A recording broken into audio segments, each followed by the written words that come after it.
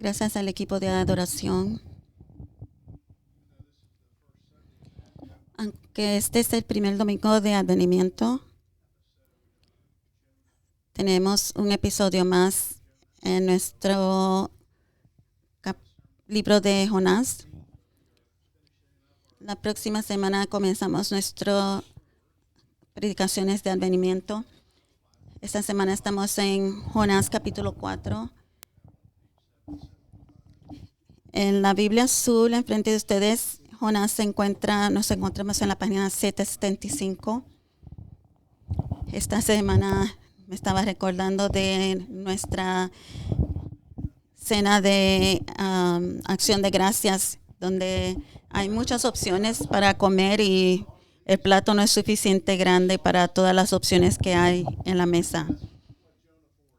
Y esto es lo que es Jonás 4. Hay demasiados puntos para cubrir, pero voy a servir algunos puntos aquí. Y hay otras cosas que usted puede descubrir por sí mismo. Vamos a comenzar con capítulo 3, versículo 10, si se ponen de pies. Y vio Dios lo que hicieron los nivitas y se convirtieron de su mal camino y se arrepintió del mal que había dicho que les haría y no lo hizo. Pero Jonás se apesadumbró en extremo y se enojó y oró a Jehová y dijo: ahora, oh Jehová, ¿no es esto lo que yo decía estando aún en mi tierra? Por eso me apresuré a huir a Tarsis, porque sabía yo que tú eres Dios clemente y piadoso, tardo en enojarte y de grande misericordia, y que te arrepientes del mal. Ahora pues, oh Jehová, te ruego que me quites la vida, porque mejor me es la muerte que la vida. Y Jehová le dijo: ¿haces tú bien en enojarte tanto? Y salió Jonás de la ciudad y acampó hacia el oriente de la ciudad, y se hizo allí una enramada y se sentó debajo de ella a la sombra hasta ver qué acontecería en la ciudad. Y preparó Jehová Dios una calabacera, la cual creció sobre Jonás para que hiciese sombra sobre su cabeza y le librase de su malestar. Y Jonás se alegró grandemente por la calabacera.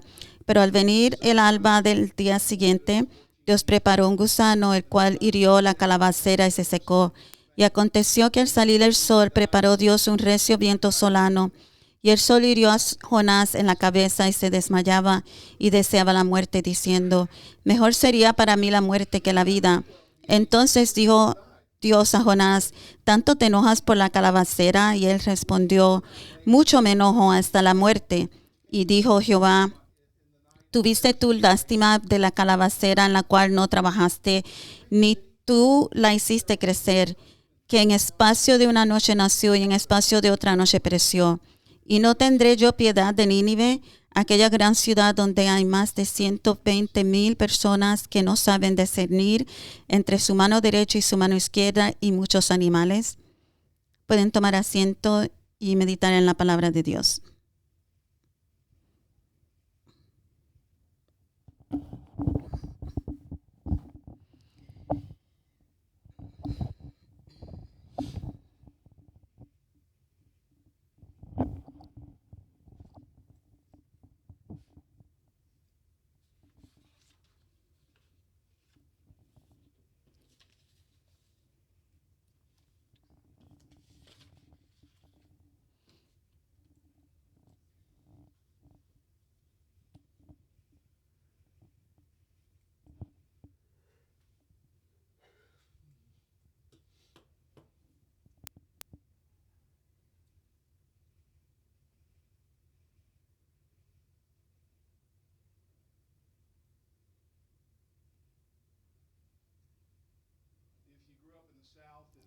Si creciste en el sur en los años 70 y tu familia eran buenos miembros de una reputación, una iglesia bautista del sur,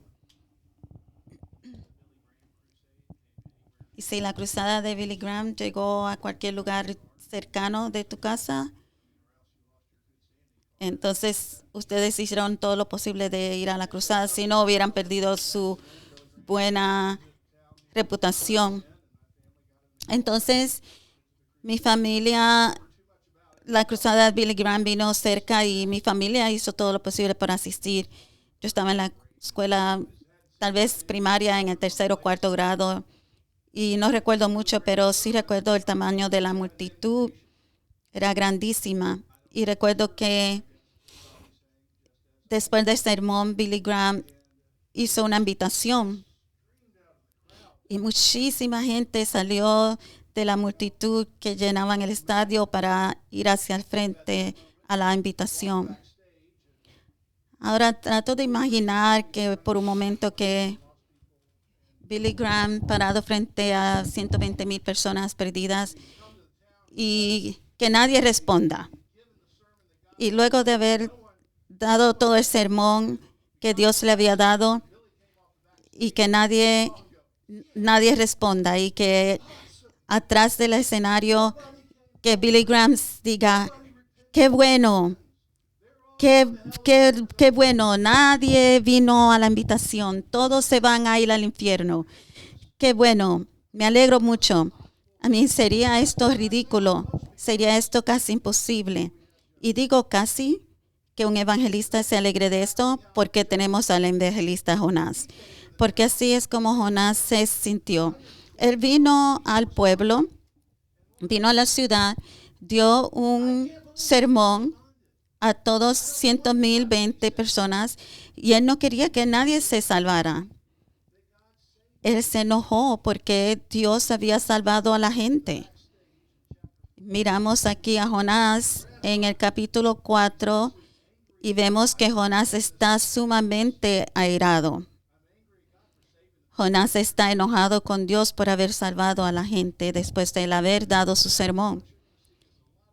Y cuando miramos este capítulo, vemos muchos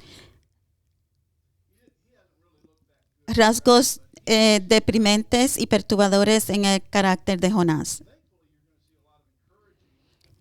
Y gracias a Dios vemos muchos caracteres impresionantes y alentadores de Dios. Y esto es lo que vamos a ver aquí. Veamos en el capítulo 3, veamos los versículos 1 al 3.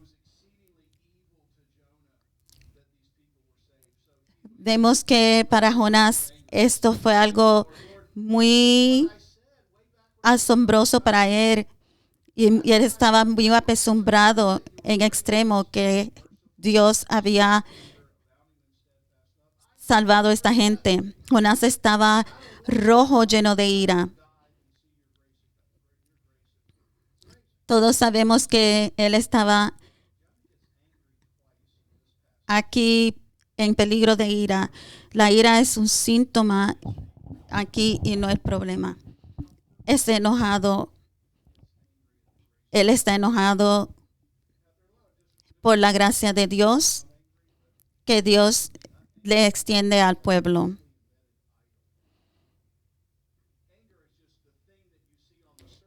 La ira es lo que vemos aquí en la superficie, pero nos dice a todos que hay algo más en lo profundo. Es como un volcán. Cuando ves un volcán que comienza a salir por la parte superior, pero sabemos que en la parte abajo hay algo más. Y aquí hay un ídolo en Jonás. Y cuando perturban este ídolo, se enoja. Y Jonás dice, yo sabía esto, Señor. Esto es lo que estaba diciendo todo el tiempo desde que estaba en casa. Parece que Jonás ha estado guardando esta ira durante bastante tiempo. Y Jonás hace algo sorprendente. Cita a Dios de Éxodo 34. Y en el versículo 2 dice, oh Dios, porque él sabe la Biblia y él está diciéndole la Biblia a Dios. Y él le dice a Dios, yo sé, yo te reconozco a ti de aquí, el Dios de aquí, cuando tú eras un Dios misericordioso y abundante en misericordia y lento en ira. ¿Y cuándo es esto? Él está hablando de cuando Dios usa a Moisés para salvar milagrosamente a los israelitas de Egipto y para llevarlos al desierto para adorarlos. Pero ¿qué pasa? Que durante el tiempo que está Moisés llevando a el pueblo de Israel de Egipto a la tierra prometida, se tarda mucho tiempo y el pueblo de Israel comienza a hacerse ídolos para sí mismos. Esto es algo sorprendente. Ellos han estado recibiendo todas clases de milagros. Dios ha dividido el mar y ha mandado hasta maná del cielo. Sin embargo, ellos se hacen ídolos. Se tornan de Dios y comienzan a ser ídolos para sí mismos. Es un momento terrible. Moisés retorna de la montaña. Él está rojo de ira y él asume que también Dios estaría rojo de ira. Y él asume que Dios debería de tal vez mandar un grande castigo hacia ellos. Después de todo lo que Dios ha hecho, de todos los milagros que Dios les ha demostrado, pero ¿qué es lo que Dios le dice a Moisés? Dios le dice a Moisés, recuerda que yo soy Dios, el Señor, Dios misericordioso, lento para la ira y abundante en misericordia. Así que cada vez, Moisés, que tú o tu gente están al final, yo vengo a ustedes con abundante misericordia, con gracia. Y esto hizo que Moisés se asombrara suficiente. Y es lo mismo que Jonás le dice a Dios. Lo que es sorprendente es que Jonás conocía la historia de la maldad de sus propios antepasados. Y Jonás también era un recipiente de esta gracia. Y él estaba contento de recibir esta gracia, pero él no quería que sus enemigos recibieran esta gracia. Él quería que sus enemigos recibieran justicia. ¿Qué decía Jonás? Jonás estaba diciendo, la gracia es para mí, pero no para los demás. ¿Y qué sería este problema o ídolo profundamente cimentado que causa esta erupción de ira en la superficie de Jonás? Podrían haber muchas razones y usted podría pensar algunas por usted mismo, pero aquí hay algunas cosas que yo señalo. Jonás tenía un espíritu idólatra de nacionalismo juntado con racismo profundamente incrustado. Jonás no se podía ver igual con los ninivitas. Él no podía ver que los ninivitas necesitaban salvación. Jonás no se veía a sí mismo como igual a este grupo de personas. Jonás se sentía encima de ellos. Él no se podía ver estar en el mismo equipo de los ninivitas. Él veía a los ninivitas menos de él. Y este espíritu de nacionalismo, de racismo, esto no es algo nuevo en la Biblia. Esto no es algo que está ahí en la Biblia. No tenemos que mirar tan lejos para verlo aquí en nuestra propia cultura. Sabemos la historia aquí de la insurrección y masacre en la ciudad de Wilmington en el 1898. La ciudad de Wilmington estaba dividida entre negros y blancos. Era una ciudad única en ese sentido de que los negocios y el gobierno aquí en Wilmington estaba dividido entre blancos y negros. Y entonces hubo una insurrección de blancos y se levantaron con la Declaración Blanca de Independencia y la leyeron en voz alta en el Palacio de Justicia, en la Corte de Justicia, y aquí es una parte de lo que dice: nosotros los ciudadanos abajo firmantes de la ciudad de Wilmington y el condado de New Hanover, declaramos por la presente que ya no seremos gobernados y nunca volveremos a ser gobernados por hombres de origen africano. Estamos dispuestos a tratar a los negros con justicia y consideración en todos los asuntos que involucren sacrificios de los intereses de la parte inteligente y progresista de la comunidad. Esto es una amenaza. Si ellos tienen algún poder, lo amenazamos. Estamos dispuestos a sacrificar cualquier cosa para intervenir de que ellos no tengan ninguna justicia sobre ningún poder sobre nosotros. Estamos dispuestos a tratar a los negros con justicia y consideración en todos los asuntos que involucren sacrificios de los intereses de la parte inteligente y progresista de la comunidad. Ellos no son igual a nosotros. Lo vemos aquí. Esto no es algo nuevo. Esto lo que estaba pasando con Jonás y los ninivitas no es algo nuevo, lo vemos aquí también y en muchas otras culturas. Jonás no podía permitir que Dios tratase a los ninivitas con gracia, porque sería entonces que los ninivitas fueran igual que él. Lo segundo que vemos aquí,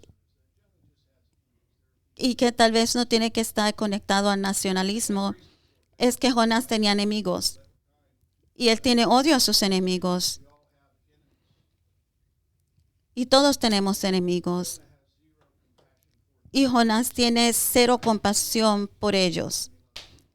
Vemos esto, que Jonás ama a la planta más que a sus propios enemigos. Él ama a la planta más que al pueblo. Y tal vez sabemos personas así. Mire, odio en un evangelista no es un carácter bueno, ¿no? Si usted tal vez va a ir a predicar el evangelio y va a tener odio, va a salir esto en su predicación, ¿no? El académico Carson dice: hay una gran cantidad de ira en Estados Unidos, gran parte de la cual proviene de la derecha estadounidense. El problema es que cuando estás tan ocupado odiando a todo el mundo y denunciándolo, es muy difícil ser un testigo eficaz de Jesús. ¿Cómo vamos a ser un testigo de Jesús si estamos también odiando? Es muy difícil, muy difícil.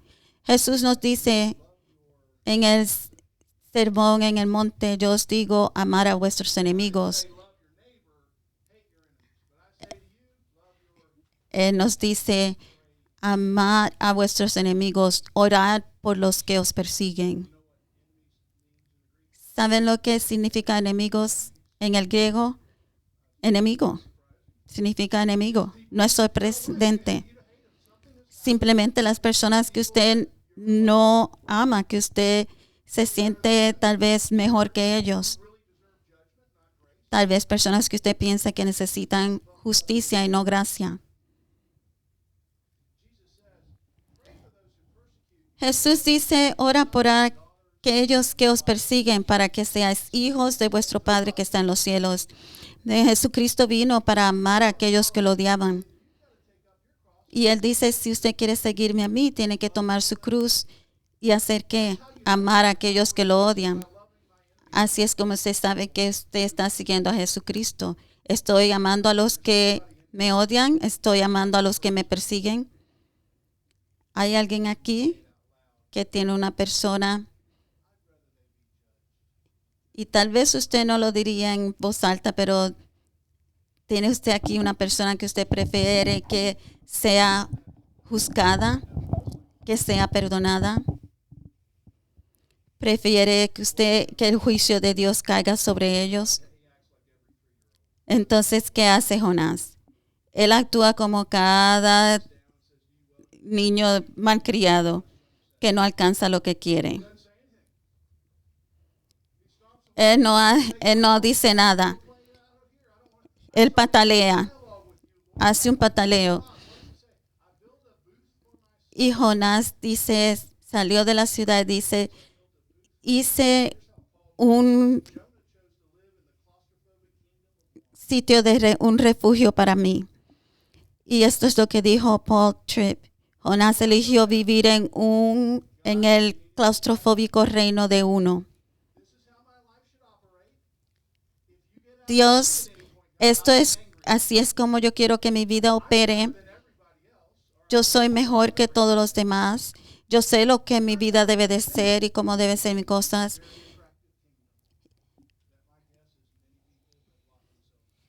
Y en el primer sermón dije, es como estar encerrado en un cuartito de un teléfono, pero nadie conoce lo que es eso.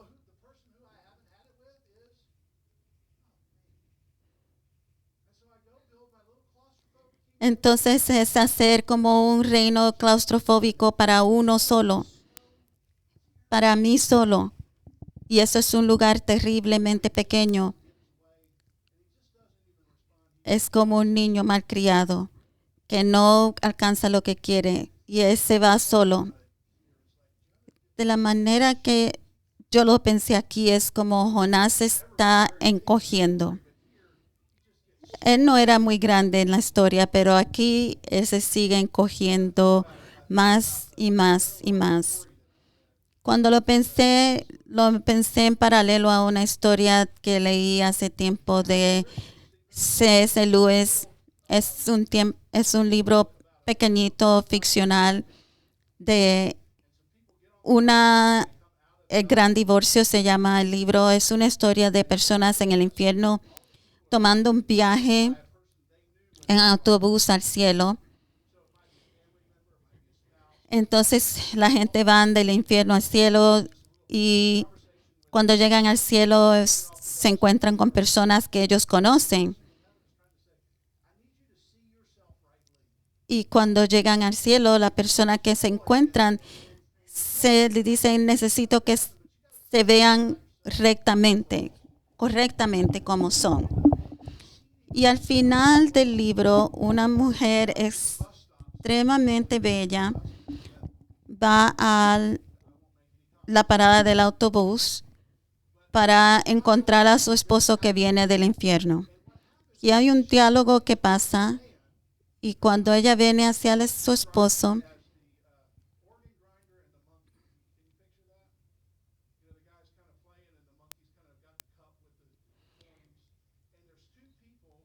y hay dos personas, pero el esposo en realidad es una persona pequeña. Y hay una versión en miniatura de su verdadero esposo. Y se aferra a una cadena de versión falsa. La versión falsa de sí mismo es un actor. A medida que la mujer se acerca, se inclina para besar y hablar con su verdadero esposo, tratando de convencerlo de que venga al cielo. Pero cuanto más habla, más fuerte se vuelve la versión. Actor falso. El actor habla y entre más el actor habla, más pequeño se vuelve su verdadero esposo.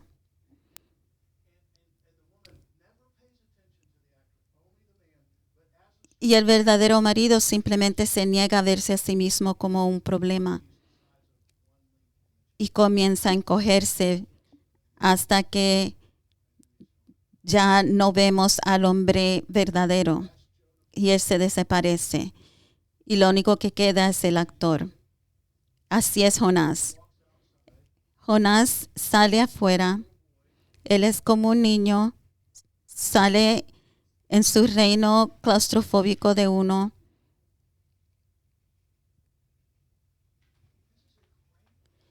Y se encuentra con la tremenda belleza y misericordia de Dios.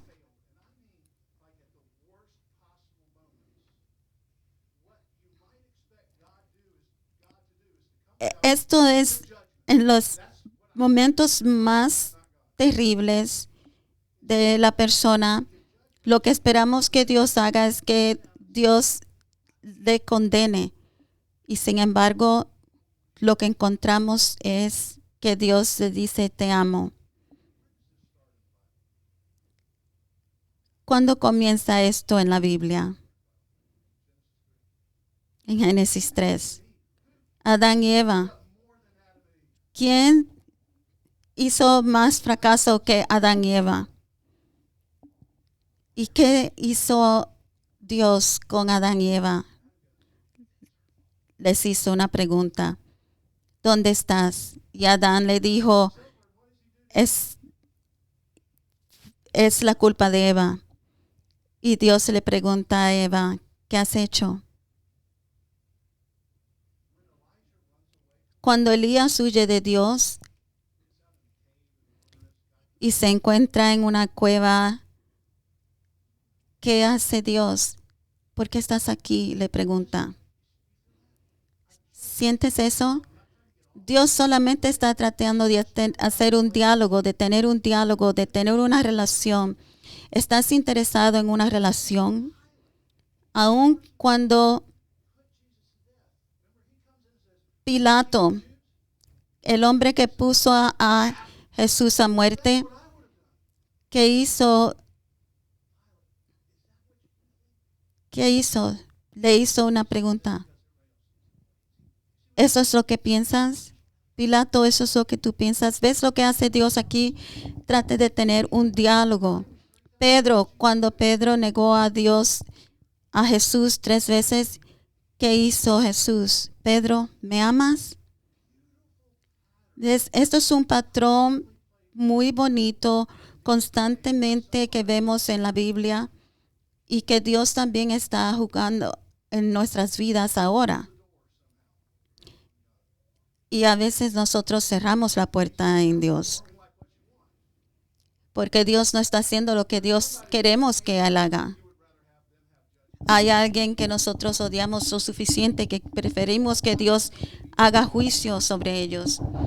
Y en vez de Dios hacer juicio, Dios dice, hey, ¿qué es lo que pasa? ¿Por qué estás tan enojado? ¿Me amas? Yo te amo. Yo te amo suficiente para alcanzarte y tener una conversación contigo. Para doblarme, para alcanzarte. Y todo este capítulo vemos a Dios tratando de doblarse y alcanzar a Jonás. Y Jonás constantemente se sigue encogiendo hasta que se desaparece. No sé qué pregunta estará haciendo Dios contigo esta mañana. Tal vez te está preguntando, ¿dónde estás? ¿Dónde estás? ¿Por qué estás aquí? ¿Me amas? No te encojas.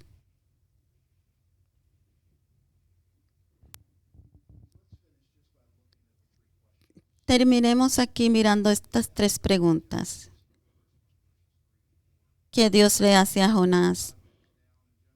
Dios se dobla y le pregunta, le dice a Jonás, y Jonás le da a Dios el tratamiento de silencio.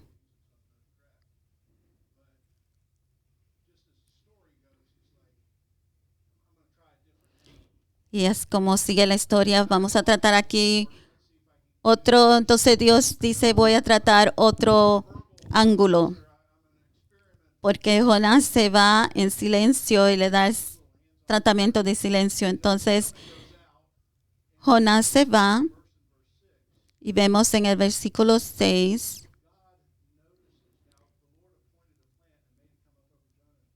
Jonás le da a Jonás una planta para darle a él comodidad. Esto es algo impresionante. Jonás se va, está afuera, ve que Jonás está en calor y Jonás, Dios le da a él una planta para darle sombra, en vez de dejarlo a él sufriendo en el calor y bajo el sol. ¿Te das cuenta? Dios se da cuenta de la incomodidad de Jonás, que quiere salvar a Jonás de ella. La palabra hebrea de incomodidad aquí en el capítulo 4, versículo 6, es la misma palabra para mal en versículo 1 y 2. Dios se da cuenta de la incomodidad de la maldad de Nínive y quiere salvarlos de ella, por lo que Dios envía a Jonás.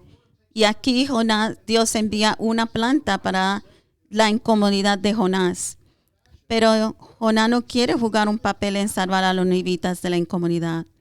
Así que Dios designa a un gusano para que destruya la planta y le quite el consuelo a Jonás. Y el escritor llama intencionalmente su atención sobre la rapidez con la que Jonás se apega a esa planta de un día de antigüedad.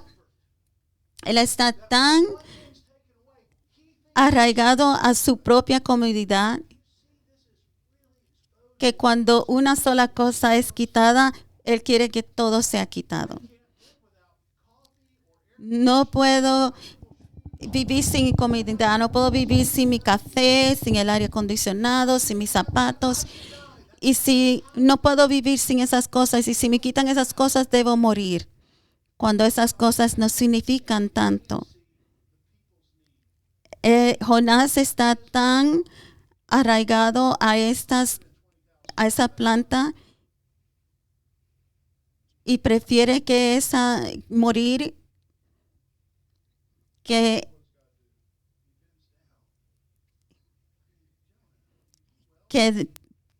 120,000 personas reciban salvación.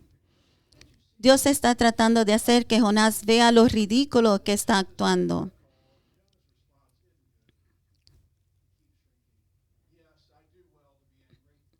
Y entonces Dios llama la atención de Jonás. Y Jonás dice, sí, yo me voy a quedar sentado con mi ira, no importa lo que sea. Y sigue Jonás encogiéndose.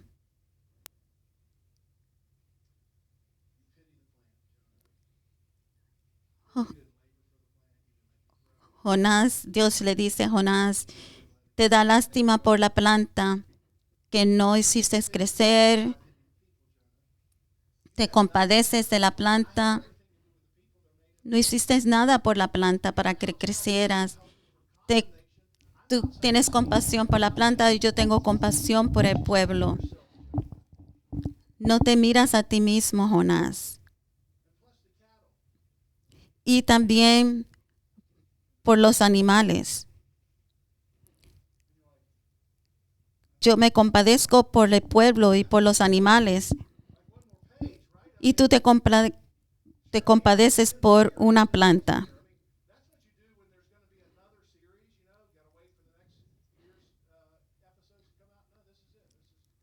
Ese es el final aquí. ¿Qué pasa con Jonás? ¿Se sigue encogiendo hasta que se desaparece? ¿Qué pasa aquí? ¿Habrá algo que pasa con Jonás que él cambia su manera? No lo sabemos. ¿Vuelve en sí Jonás o es como el marido en el gran divorcio? Se hace tan pequeño que simplemente se desaparece. Tim Keller dijo Creemos que debe faltar una página, porque la historia terminaría tan abruptamente. El libro nos obliga a contemplar nuestro destino personal. Queda inconcluso para que podamos proporcionar el final, porque nosotros somos Jonás. Las flechas de las preguntas de Dios dirigidas a Jonás en realidad están dirigidas a nosotros. ¿Cómo responderás? Termina para que nosotros podamos decir, yo soy capítulo 5, porque yo era Jonás. ¿Y qué vas a decir? ¿Prefieres seguir en tu reino claustrofóbico? Dios sigue llamándote, buscándote, y te sigues tú encogiendo por tu propio orgullo.